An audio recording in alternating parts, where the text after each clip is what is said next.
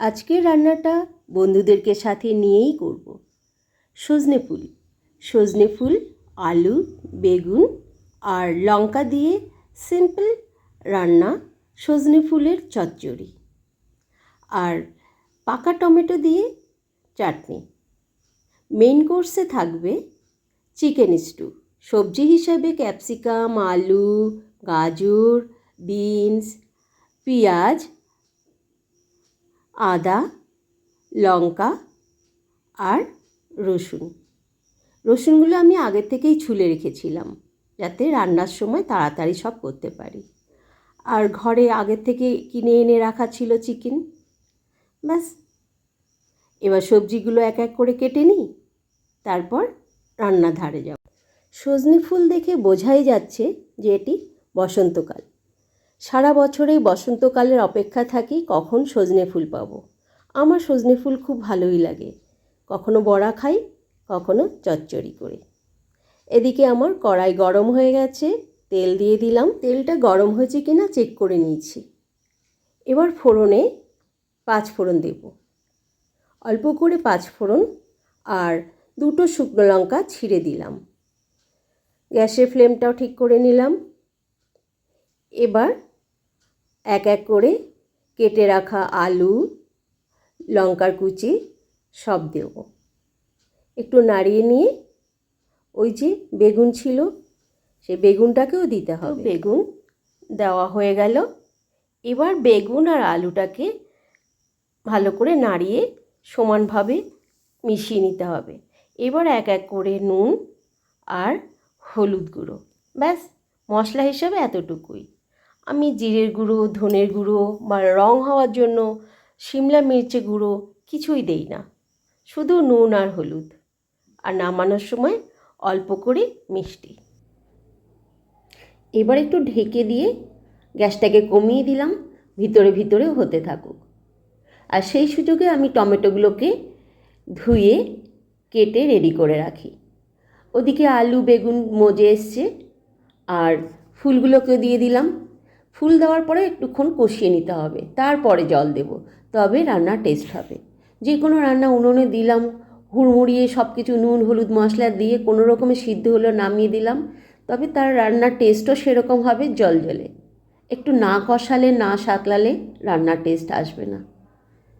সবই তো ওই একই, উনুনে দাও, সবজি দাও, নাড়াচাড়া করো, নুন হলুদ মশলা দাও, তবুও কেন এক একজনের হাতের রান্নার টেস্ট এক এক রকম হয়।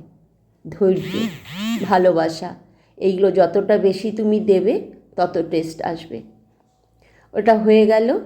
এইবার আমি কড়াই ধুয়ে ফোড়ন দিয়ে টমেটোগুলোকে চাপিয়ে দিয়েছি, আর আগের থেকে খেজুর কেটে ভিজিয়ে রেখেছিলাম সেটাকেও দিয়ে দিলাম। টমেটোকে অল্প একটু নুন দিয়ে ঢেকে রাখলে টমেটোটা খুব তাড়াতাড়ি মজে যায়, তারপরেই চিনি দিতে হয়। টমেটো চাটনিতে কিন্তু আমি জল দিই না, আর ফোড়নে 5 ফোড়ন দিয়েছি।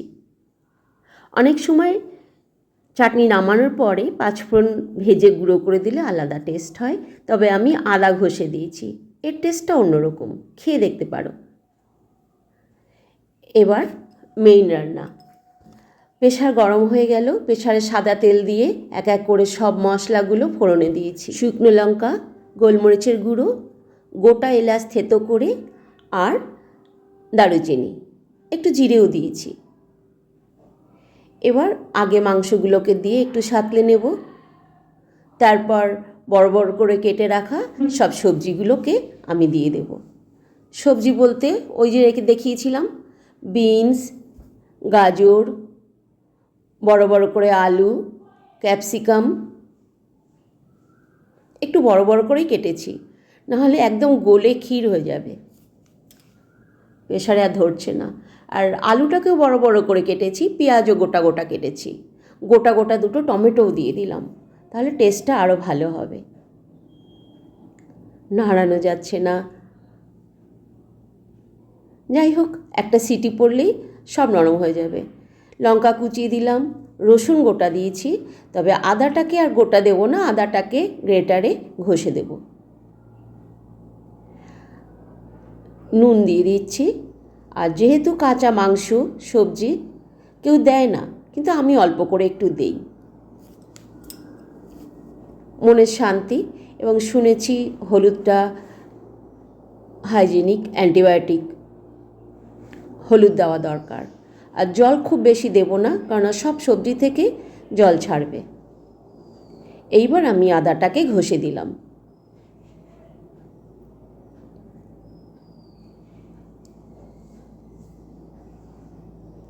একবার উনুনে চাপিয়ে দেওয়ার পর আর তেমন কোনো ঝামেলা থাকে না। অনেকটা দিয়েছি, আর এটুকু না দিলেও চলবে।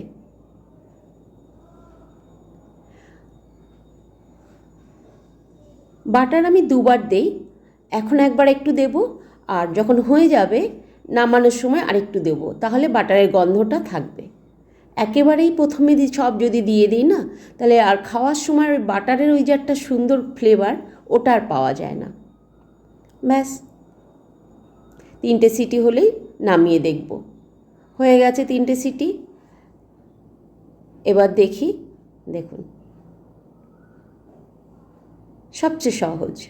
এইবার ওই যে বলেছিলাম নামানোর পর আবার একটু দেব, আমি বাটার দিই আর একটু গোলমরিচের গুঁড়ো, সেটাও রেডি করা থাকে, এই যে সেটাও দিয়ে দিলাম। বাটার আর গোলমরিচের গুঁড়ো দিয়ে একটু ভালো করে নাড়িয়ে নেব, যাতে সব একসাথে মিশে যায়। এবার একটি অন্য পাত্রে ঢেলে নেব। এত বেশি হয়ে গেছে যে ঢালতে ভয় লাগছে, উল্টে না পড়ে যায়। ভাতের পাতে তো খাবোই, আগে একটু খেয়ে দেখি কেমন লাগছে। আর এইভাবে ছেলেকে একটু তুলে দিলে ও খুব ভালো খায় আর ভালোও বাসে। ও চাওয়ার আগেই আমি দিয়ে দিই। বাবুয়া, এদিকে আয় একটু।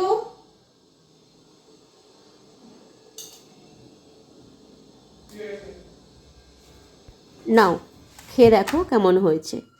আমিও একটু খাই। চিকেনটা খুব সফট হয়েছে, খুব সুন্দর গলেছে। গোলমরিচের গন্ধ, এলাচের গন্ধ,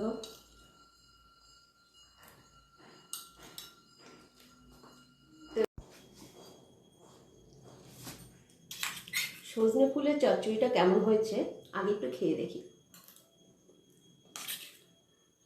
খুব সুন্দর লাগছে। এবার রান্নাগুলো কেমন হয়েছে সেটা অন্যকে দেবার আগে সবসময় আগে নিজেকে টেস্ট করে দেখতে হয়। যেহেতু বাইরের কেউ নেই, আমি এটা করেই খাচ্ছি। খুব সুন্দর লাগছে। তো আজকের লাঞ্চ সাদা ভাত আর সজনে ফুল, বেগুন আর আলু দিয়ে চচ্চড়ি করেছি, চিকেন স্টু আর খেজুর দিয়ে টমেটো চাটনি। ব্যাস।